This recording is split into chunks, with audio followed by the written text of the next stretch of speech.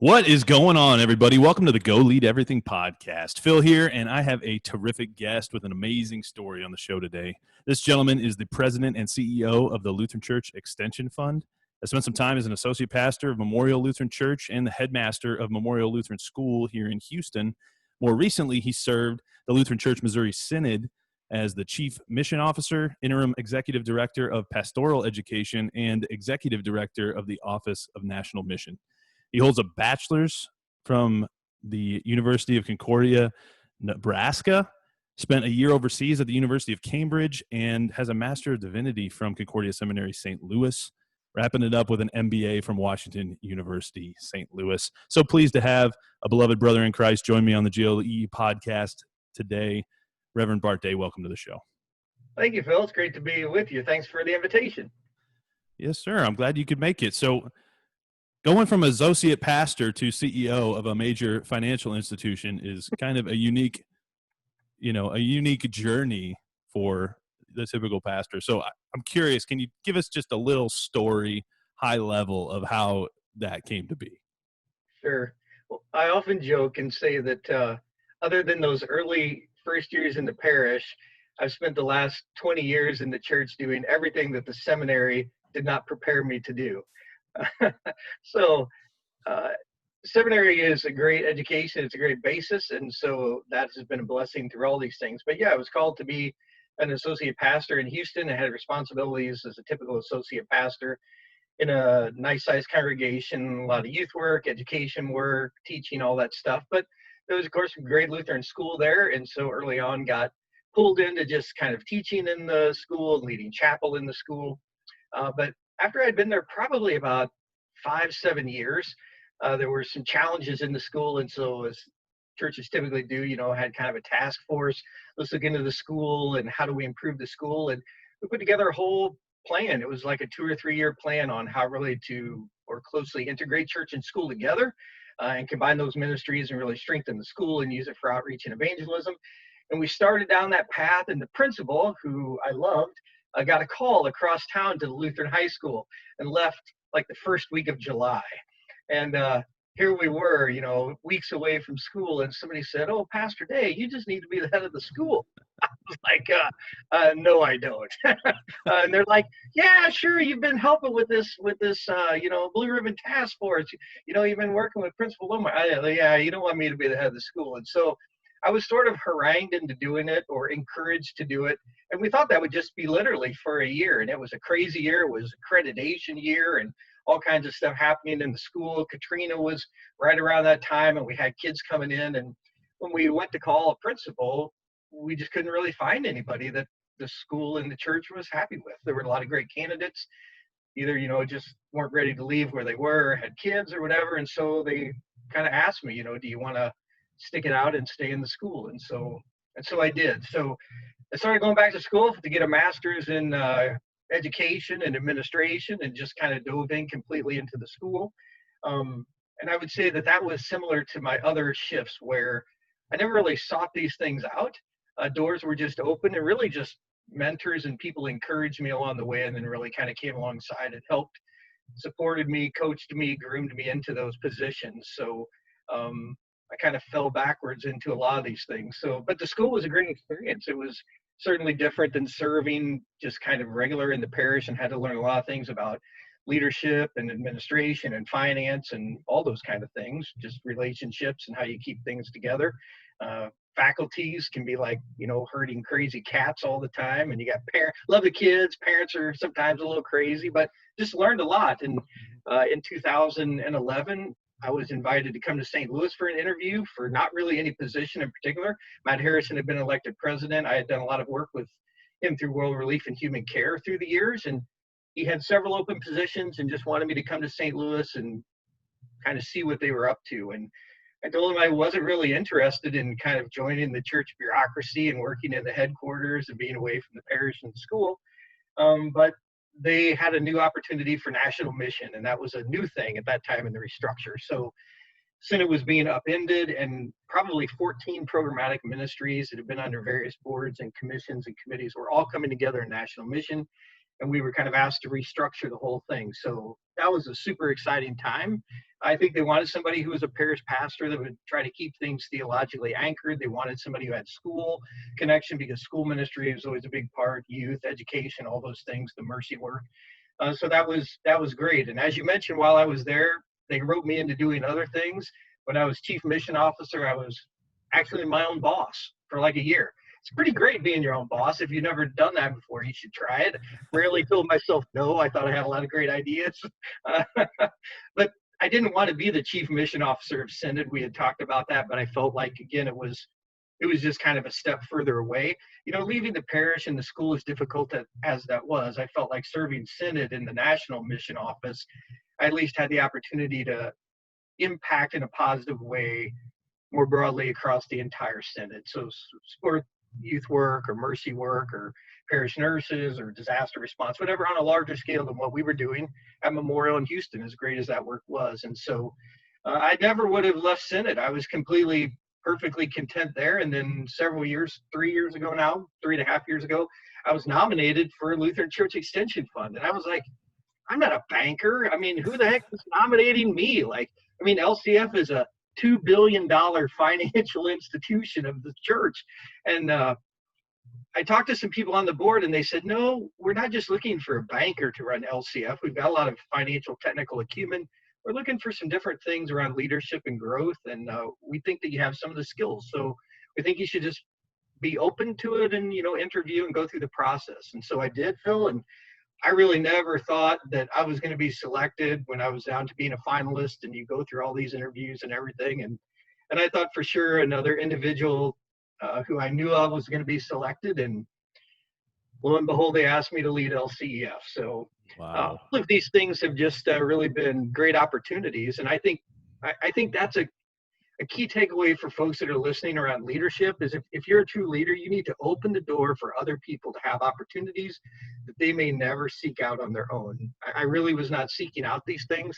People sort of opened the door and invited me and encouraged me to do them and gave me support along the way. And really developing and mentoring the next generation of leaders is sorely needed in the church. And I think we need church workers, we need pastors, teachers, and others. But they also need to have some other technical, business, professional acumen, particularly to lead larger congregations or agencies and entities of the church.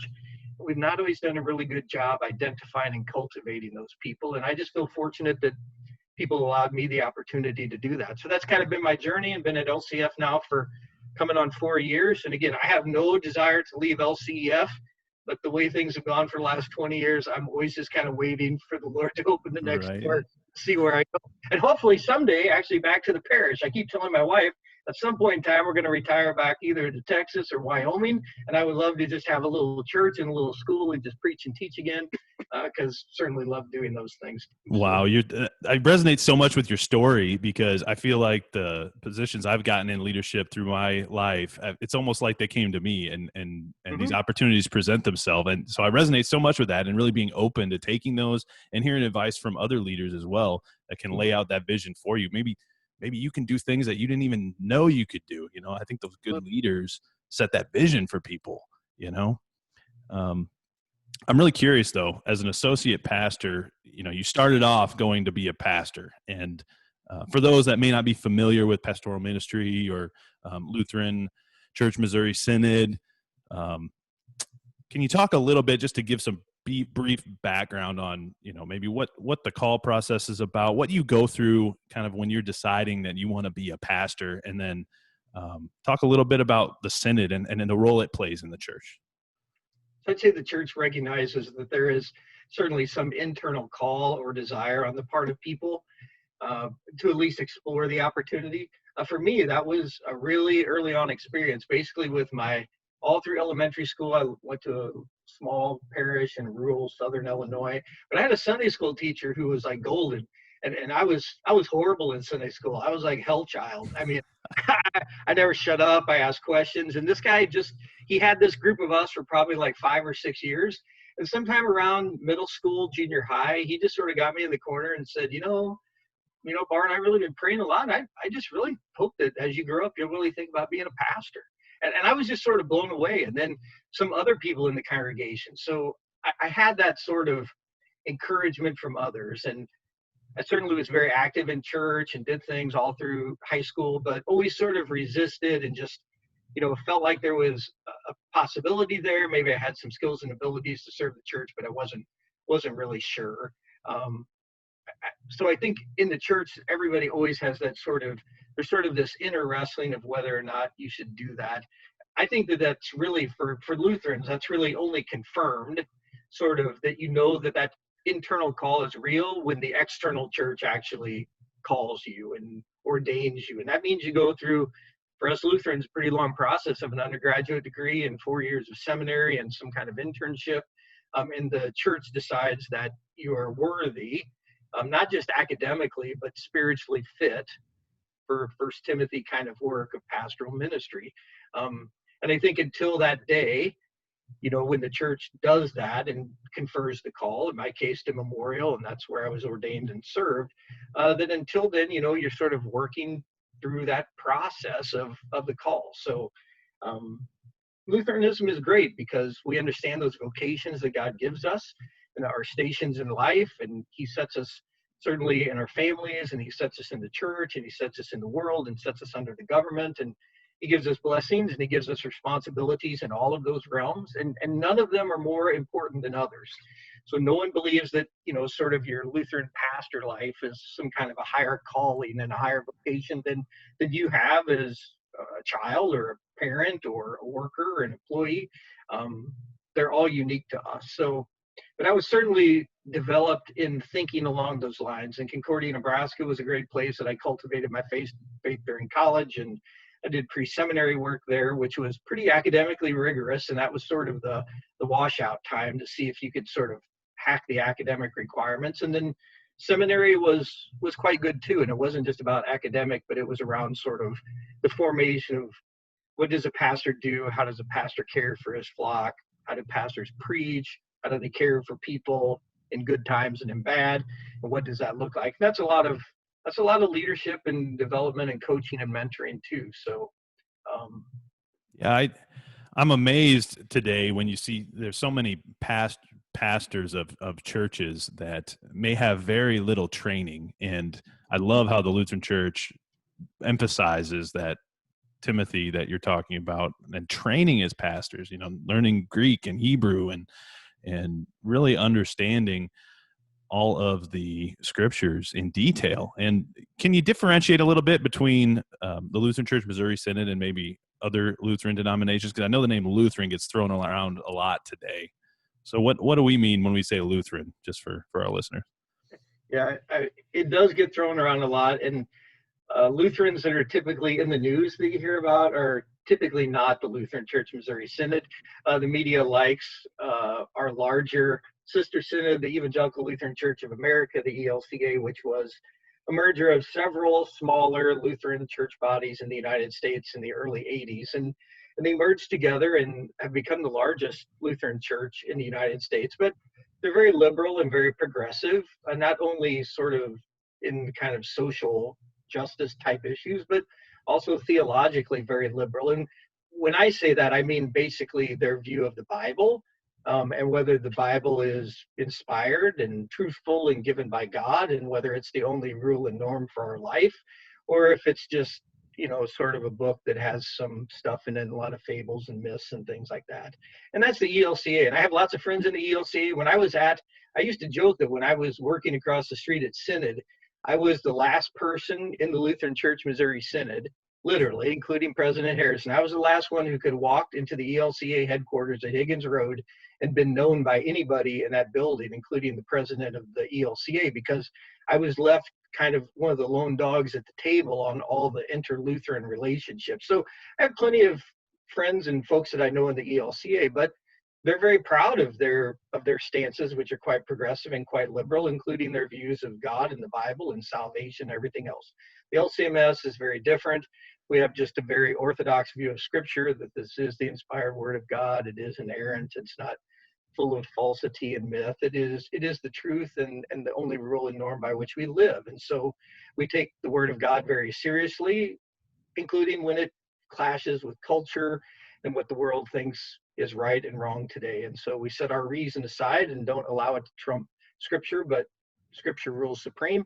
And of course, we're a little bit different than a lot of other general evangelical Christians who we may share a lot in common with, in that we're still sacramental. So we have the view that God incarnate in Christ is still incarnate in the world in his human nature and his divine nature, and that he is still making himself known. He's still coming to the world, to the church, through the means of grace.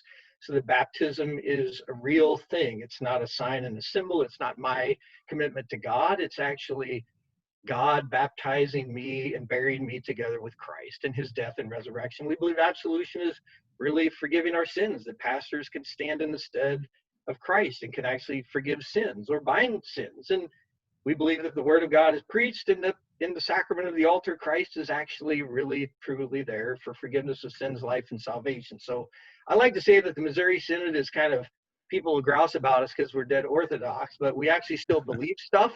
And most importantly, we still believe the gospel, that God is actually still reconciling the world to himself and forgiving our sins. We actually believe that we still have sins. A lot of churches don't believe this anymore, right? We're not totally sinful. We like to say that we're poor, miserable sinners, like through and through, and that we have to be saved by someone outside of ourselves. And that, at the end of the day, Phil, is quite freeing, because it doesn't leave me either crushed by the law, feeling that I can't ever live up to it, or it doesn't let me become a puffed up Pharisee, believing that I'm actually so great because I do all this really good stuff. It's so freeing to live in gospel freedom and know that Absolutely. we can go forth and do good for our neighbor because he first did it for us. And Absolutely. I love the clarification when I'm saying that I'm Lutheran. I basically clarify it as, and I believe that Lutherans really are simply just Bible-believing Christians. We're truly Bible-believing Christians that really believe and want to do what the Bible actually says. And so that's what we're all about. And I think you did a great job of summarizing that for our audience today. Now, I know you touched a little bit on some leadership talk, and obviously this is a leadership podcast. So I'd like to get into some of your keys to leadership and really spend some time talking about those, because it sounds like you've had some really good mentors. You've had some really good opportunities to have a role. You've had to work with lots of different types of people in different settings. And I know you got a lot of perspective to bring. So what are some of Bart Day's keys to leadership? Sure. So I wrote them down. I wrote down 6, so I didn't go too long, but try to keep them on topic here. One, I think, leaders in organizations absolutely have to lead by example. And that means that you don't ask anyone to do anything that you yourself are not willing to do.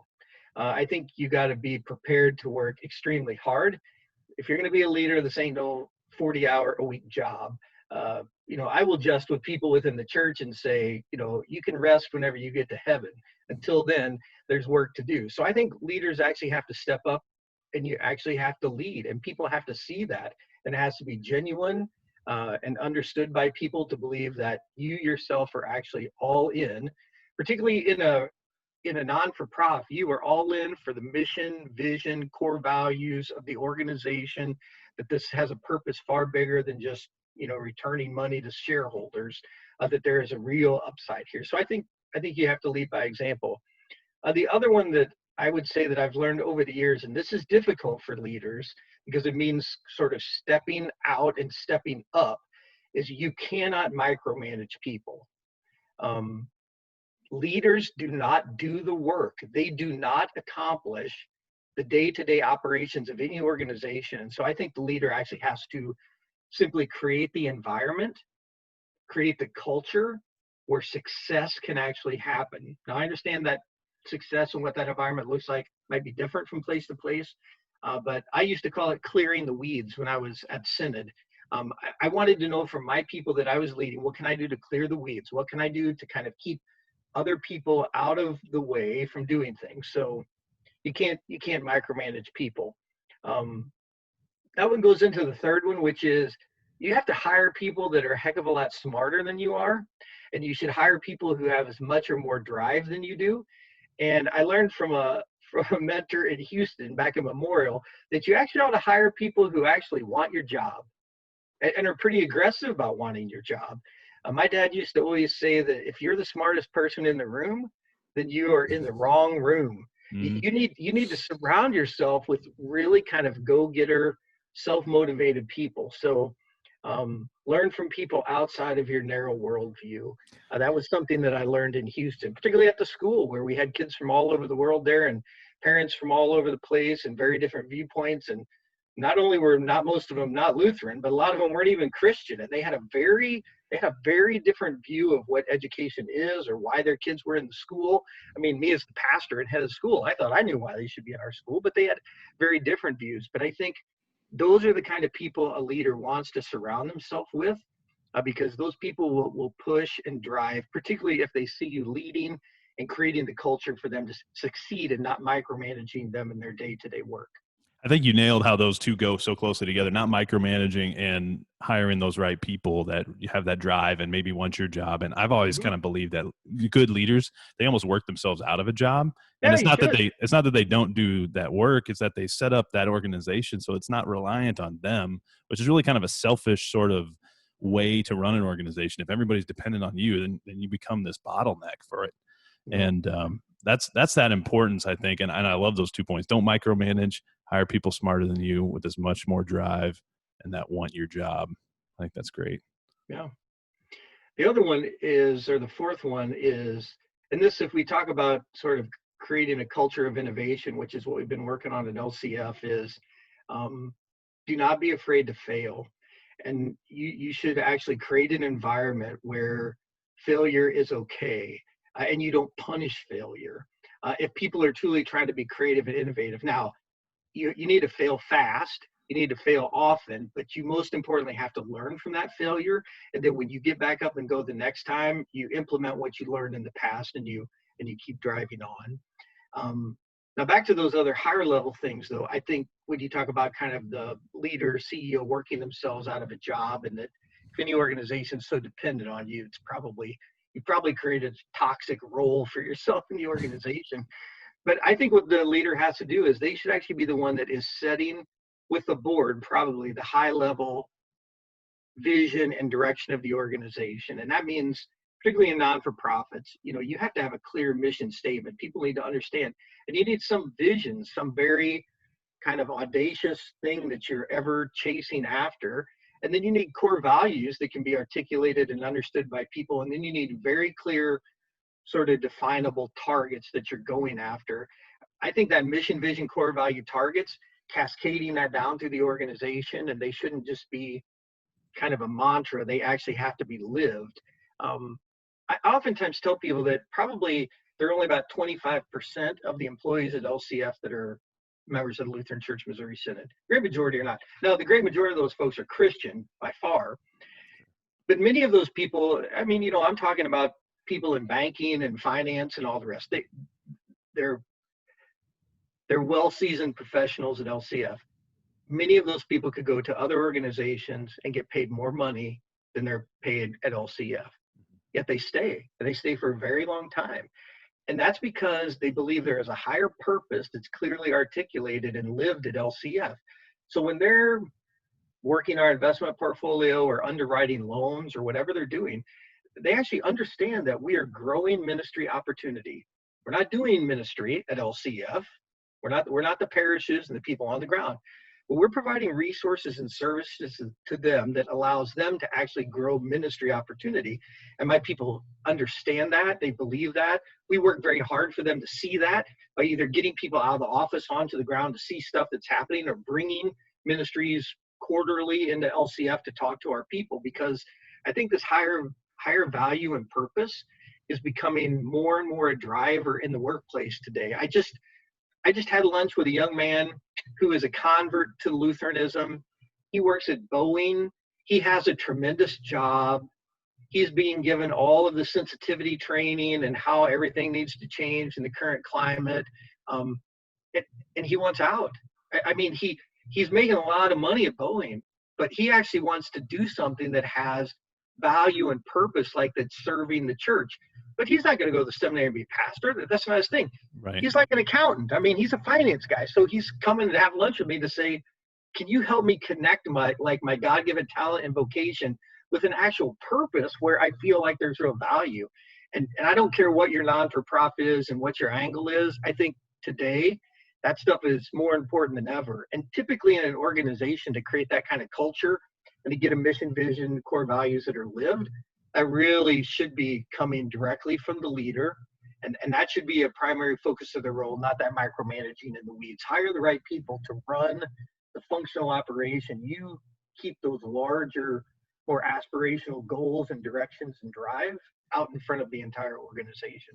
I think that's amazing. And I think lots of people may not realize that even if they might be in an organization that might not have a set vision like you're talking about necessarily, or maybe they have a vision and it's not for the church, for example, it's for some other serving purpose. And I think many people oftentimes get stuck thinking that they might not be able to have an impact on that organization, or maybe they feel like they're not able to use those gifts that they have. And one thing I like to tell people is that you can have an impact with every conversation you have every single day. And I think it's really cool that you have people that are reaching out to you looking for advice. And I think that's when you mentioned mentorship earlier, that really leveraging good mentorship and talking to people that have been through these things, that have experience like yours and can really give you that guidance on, hey, you've got these skills. Maybe I'll set that vision for you like we talked about before and help you see how you can even better use your gifts in your current station as a father, as a son, in your church, wherever you are even today. And I think some people are always looking for that change maybe to their life, and they don't realize how big of an impact they can have just in their current circle where God's put them. And that you probably know this well, but this is a generational division. So the generation of my parents, your parents, our grandparents, those folks, they would give money to the institution. They love the institutional church. They will give time, sweat, energy, but primarily they will give money to the church. They believe the church can change the world. The younger generations, kind of the tail end behind mine and on down, they're not interested in institutional church. They're not interested in giving the church their money. They actually want to do it themselves. They actually will give themselves their time. So they don't want to pay somebody money to go overseas and do something. We'll just go. I mean, let's just make our own trip and let's go do it. So even this whole idea of purpose and value and giving of something has really, I think, generationally changed. And it's a great opportunity for the church, especially to kind of capture those people. Yeah. But it will shift from some of our old structures in the way we operated if we're really going to. Part of that's leadership too, allowing younger people to actually develop and have roles of leadership and work in churches. Typically, you wait till you're old and gray and then they run the church kind of. But now you've got younger people who really want to step in and they want to give of themselves. And the church will be better served in the future if we give people those kind of opportunities. Definitely. All right. You want number 5? Yeah, let's hear what number 5. Are we on number 5? Yeah. Number 5, I think. Here's an easy one, but it's difficult. Love your people, actually know your people, appreciate the people, build relationships with people, laugh with them, cry with them, because all of this will help when very difficult and hard times and conversations have to happen. I had a wise mentor say to me once, if you want people to follow you, you must first let them know you. But if you want people to follow you in the midst of trial and challenge, you must let them love you. I think that, and that's a generational thing too. I mean, I think you got to have legitimate, open relationships as the leader. Whether it's being transparent and talking about your own mistakes and foibles and the way that you've, learned and grown. But I think it's knowing everybody. I mean, do you know the people who, sort of have lower level jobs in your organization? And do you know the people who clean the place at night? And do you value everyone for their role? And again, I think a leader's job is to articulate how everyone in an organization is critical and important, no matter what their individual function, because they're part of something much larger. So I think that has been one thing that has benefited me, because I've tried to never lose my sort of pastoral formation, the pastoral relationship piece in whatever sort of bureaucratic church job I've had, including now being just a filthy banker, which is what people call me now. It's like a filthy banker, Bart. That's all you do. You're out there. But you try to take that sort of pastoral care and engender that within the entire staff. So I think that's how do you go about that, Bart? And I had a gentleman that I interviewed with his company when I was getting out of university, and it was about 1,000-person company. and he was the president of the company. He actually personally interviews everybody that comes into that company. And I thought that was pretty cool that, during the interview process, the president of the company takes time to interview every single person and knows people by name. And everybody said that everybody loved the guy that I talked to because they thought he was so cool and were amazed that he would take the time to do that. How do you go about doing that? You mentioned your pastoral approach, but, are there specific things you do to help build those relationships? Yeah, so I don't interview everybody, but everybody on their first day of work, one of the first things I do is I make time and I have them to my office and sit down and just talk with them and who they are and what they're about. I keep a very wide open door policy. I have food events and stuff in my office and at work. We find ways to directly connect with people. I try to be out and about and just open. I send a lot of handwritten notes to people. I'm still kind of the writer of handwritten thank you cards and sending birthday wishes around to people. So I think they need to see you kind of as the leader of the organization, and you're there to make difficult decisions. But I think it's important that in my organization, we have about 110 people on our floor, and we have another group that's out of the office. But for those people, I just try to be around and be present. You just stop by and talk to people, and not about work, or you go in the lunchroom and just sit down and ask people how they're doing. And it takes time and it has to be genuine. But I think you have to intentionally kind of cultivate those kind of relationships. And again, I think people will see it if it's genuine, and it will help when difficult times come. So, and I don't say difficult meaning you just have to riff people. This has been a difficult time for LCF to basically, who never ever thought about being deployed, to basically 4 months ago saying, we have to take all of these banking processes and evaluate all of our process and risk. And 80% of our people have to start working from home. This was like a Herculean effort to do this. That was a challenge. Having relationships with people, trusting relationships to tell them that they can do this, we can get you what you want, we can stay connected with you while you're there. I think it changed.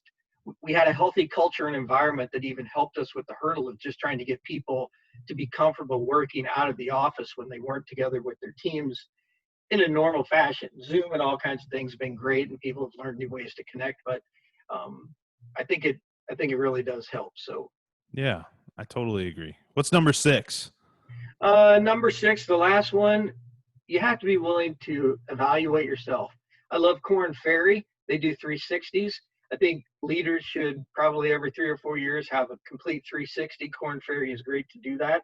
So you need to create an environment where you're open to feedback and criticism and critique, even as the leader of the organization. And you should also create that environment where people can sort of help mentor and critique each other or get input from each other. We do a lot of pulse surveys at LCF, these really short, just sort of, asking for their input on a subject. But, the challenge with that, Phil, is if you're going to ask people their input on a subject, you better be ready to listen, and then you better be ready to do something. Right.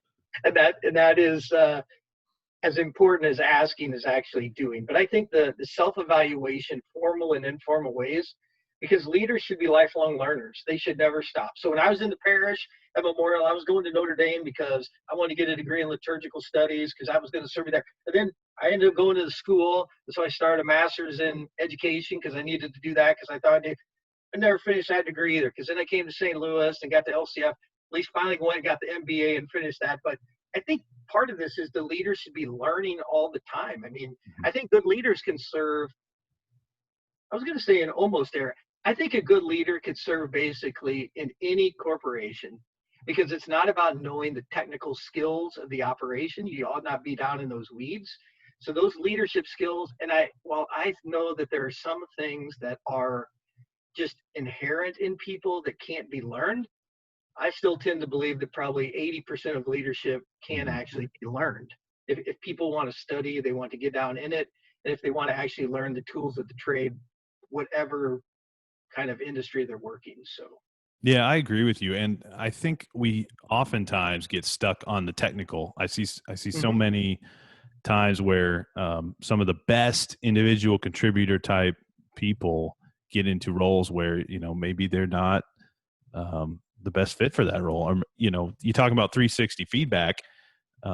lots of times in organizations, it's not necessarily the people electing, leaders or like yourself, getting nominated for some of these leadership roles, which I think is that's the best way to get into a leadership role, in my opinion, when the people have said, hey, we want you to be our leader. And it's like, okay, cool. Like that feels good. But it can be really, frustrating when someone's just kind of put over you and everyone's just kind of like, huh, that's an interesting move, but I agree with what you're saying about being open to that feedback. And I think we as leaders need to go out of our way to get that feedback from our people. And I think some people maybe don't do that as often as they should, Mm-hmm. including myself. Well, it's difficult. I mean, if you're really going to have like a 360 done, there are going to be things that are going to be recognized about yourself and your leadership that you won't recognize yourself. And it doesn't mean they're going to be bad, but they're going to be areas that you need to develop and work on. Everybody's going to have blind spots. And so I think part of being a leader is you got to have, you got to put on your big girl panties, and you got to be willing to recognize that you don't know everything about everything, and you have areas to learn and grow. And again, that's maybe part of the culture. When people see the leader is admitting that and wanting that kind of feedback and wants to do it, it helps create a culture where everyone should feel more open to that and not, feel hyper criticized if they're evaluated and they find areas that they need to grow in too. Yeah. And in their defense, it's easy with all the busyness, all the craziness of all the situation we're in. Mm-hmm. It's so easy to get caught up in all the technical detail of just maintaining operations. Yep. And so totally agree with that point. And I think those 6 points are absolutely tremendous. I'd like to get into a little bit about LCEF, what they're doing, and a little bit about your vision there and all the work LCEF's doing. Sure. So LCEF has been, I don't know how much your listeners will know about kind of Church Extension Fund, but so in the early days of the LCMS, and I'm talking early days, churches would like pool money together, just basically like donation gift money to be able to build another church, or especially like to be able to build a school. And they weren't finding resources outside the church. And again, a lot of that was sort of gifts. And this developed in the Lutheran Church Missouri Synod kind of in our districts. So our districts over time in the early years, say about 100 years ago, they started creating these church extension funds where they would, across their district, pool dollars together. Now at that time, Phil, there was no real interest paid on that money. It was like, let's just put money in the pool, and then as churches and schools need to be built, people will pull out of that big pool of money, and then they'll put money back in as their church and school gets up and going, they'll sort of repay it. But probably in like the early 70s, the Synod recognized that we had all these individual church extension funds and that there was a lot of duplication. And of course, the just sort of oversight by the government and regulations, particularly around selling securities, was, they needed to be registered, and it was becoming more legally cumbersome. So there was a ton of duplication and probably a lot of wasted money. So 1978, Lutheran Church Extension Fund was kind of born, and it was to then bring in all the church extension funds from the districts across the LCMS. And all the districts are in LCEF except 4, one being yours. Texas still has its own CEF. Michigan is the largest, has its CEF. Southern districts over by you in Louisiana, that neck of the woods, and then Central Illinois. But all the other districts have entered LCEF. And now we work off the invested dollars. So we are the church's kind of financial institution. People buy various products from us. They invest their money with us for a nice return. We then pool all of that money together, and then we lend to districts, congregations, schools, recognized service organizations, auxiliaries of the church, and also to rostered church workers for mortgages. And so that's the way the pool goes. We're able to receive dollars in from faithful investors within the Lutheran Church. We put that money back to work in the Lutheran Church. And besides the financial resources, LCF is given in the bylaws to also provide other related ministry services. So we have things like Laborers for Christ that help actually build facilities across the country. We still do capital campaigns to help congregations raise money. We have stewardship resources for how you steward your financial gifts. I have things now for congregations kind of around strategic planning. We have the pieces around real estate, which you and I talked about earlier, as an opportunity maybe at Memorial. So we try to provide some of these other pieces that kind of help the overall health and wellness of LCF. And as I shared with you before we started, LCF is now this year grown to over $2 billion in total assets. So it's a pretty big operation. We have about $1.7 billion in the loan portfolio. And so it's been a tremendous blessing to the church, because as you can imagine, we're not like your commercial lender or even your bank down the street. We know the church better. We know and understand their needs, particularly their financial needs. And when problems come within the church, LCF is able to work with our borrowers in pretty unique ways to provide them help and relief. So it's worked well. And the LCF board of directors now is really kind of on a stick around aggressive growth. They would like to see LCF double in total assets and net assets over the next 5 years. They've articulated a new mission and vision statement and core values. The vision now is quite clear around growing ministry opportunity, that everything we need to do is around leveraging the resources we have for growth. And that's kind of a touchy subject in the LCMS, because right now we're not just stagnant, we're actually declining. Sure. And there's a pretty rapid decline of church members in the pew. The number of congregations is declining. So I think our board is looking to say, how does LCF with its financial and other resources maybe really help invigorate the church? How do we help develop leaders in the church, not just church workers, but laymen and women in the church to lead, to actually support a renewed opportunity for growth in the church? Because there are opportunities, but a lot of those are going to take money and other resources to make happen. And so our board wants LCF to be in that position to, we certainly are following the church. You know, we're working at the district level, and we're following, listening where churches and ministries have need. But we also would try to like to get out in front a little bit and actually start to see and open opportunities that a church might not see all in of itself. So we can we do a lot of demographic studies, the stuff around real estate. We're able to maybe make some opportunities and for congregations to connect with their communities that they might not otherwise see. So it's a great opportunity, I think, for LCF to really grow. And we've been able to do this during the pandemic and really help our ministries. Our investors have been fabulous.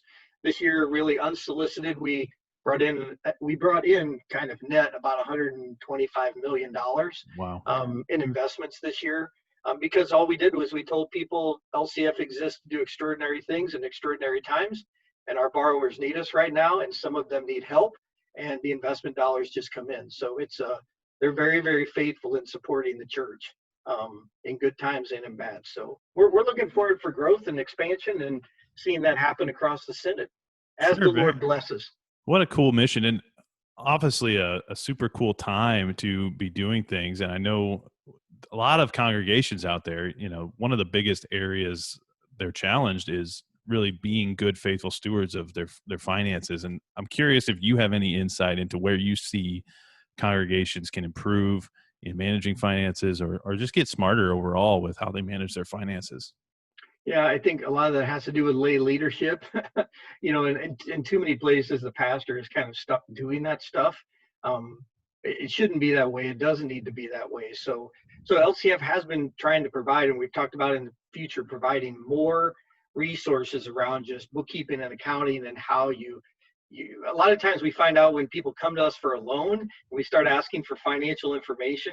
Now it's one thing if we ask your congregation for financial information, you guys got the books all straightened out, but you wouldn't believe that what a teaching opportunity that is for LCF to just sit down with people to talk about even how to keep a basic budget within their church. So we are always out there trying to find ways to increase just sort of financial awareness and good stewardship with the gifts that they have. And again, a lot of times churches have gifts and value that they just don't even know that they have. And but raising up lay folks to actually help keep the finances and steward is an important piece of our work. Yeah, that's huge. Finances is such a big thing. And talk about exposing yourself or being vulnerable.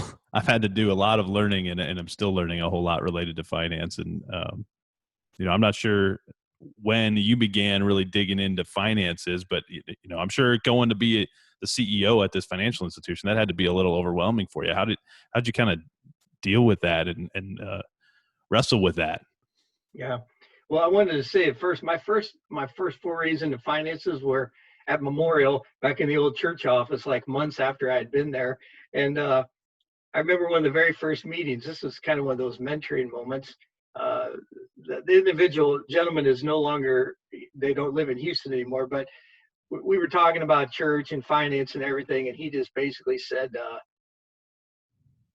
no ministry without margin.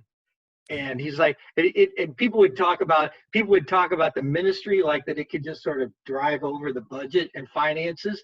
And he would say things like this. He'd be like, I'm all down with the ministry thing, but let's talk about the finance. And basically arguing that you can't use Jesus as the excuse for not having your financial house in order. In fact, he would say, because we have the good Lord and he's asking us to be stewards, we actually should be more mindful of these things.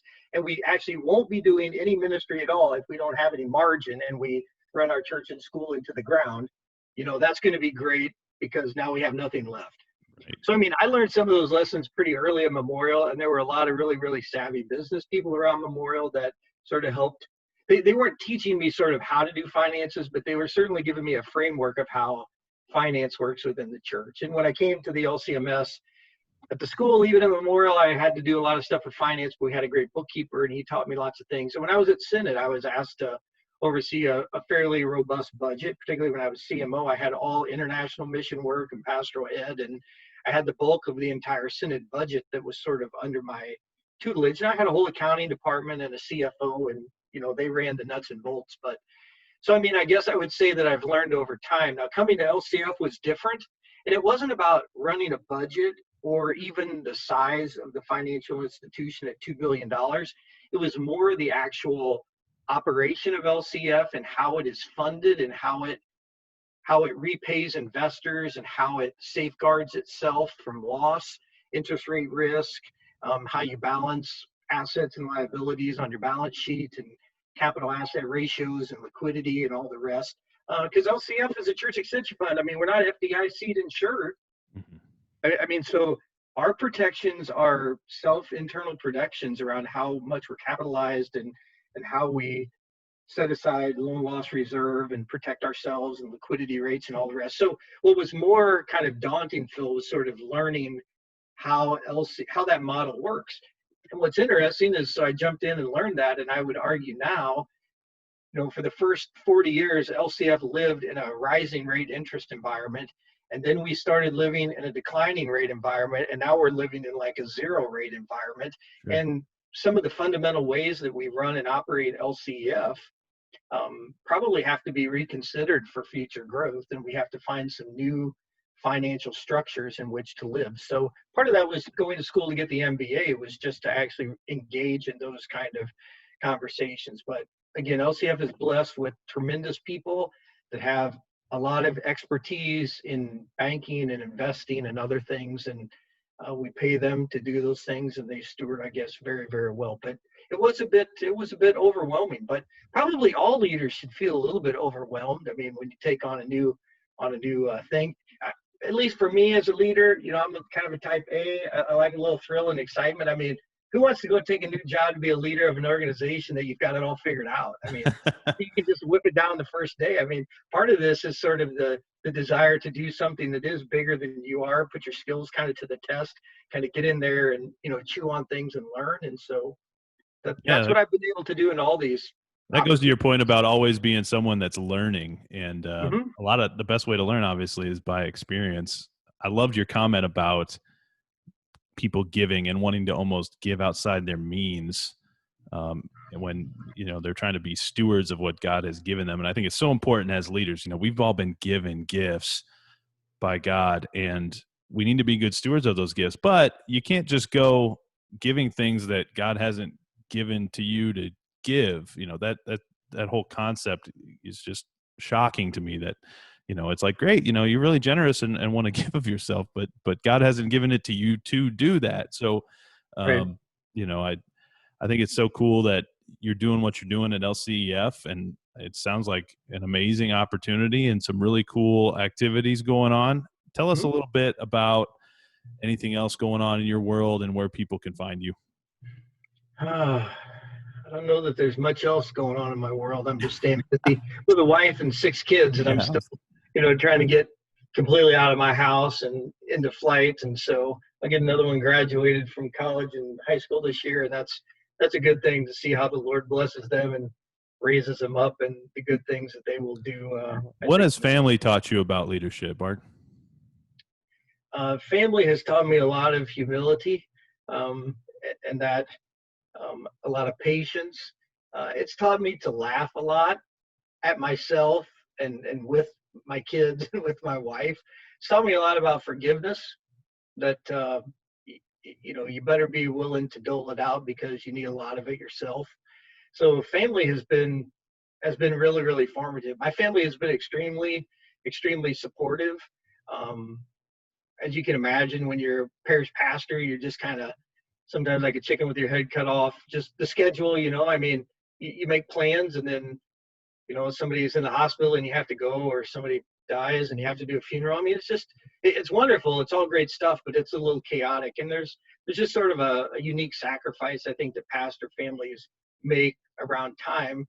And they gladly did that for all those years. And I think I had the idea that would get a little bit better when I came to Synod and kind of had a bureaucratic job. And I don't know that the time is any better. So my wife is very gracious and loving and generous, and helps run our household so that I can be now at LCEF kind of out and about all over the world, doing work and doing quite a bit of travel. But yeah, they've taught me a lot of patience and humility and grace and forgiveness. And the Lord has been very gracious to me and my family. So I could feel quite blessed by them. Well, Bart Day, I appreciate it, sir. Thank you so much for being a guest today.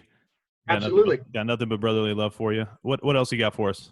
I was just going to say, if anybody wants to reach me or has questions, they can certainly email me, bart.day@lcef.org, or you can give me a call at 314-885-6300. That's my direct office line, so I'm always happy to connect. I'm on Facebook. You can send me social media questions or whatever, but thank you for having me. Thanks for the podcast and all that you do, and keep up the good work at Memorial. Thank you, Rev Day. Appreciate it. You take care. Yep, thank you.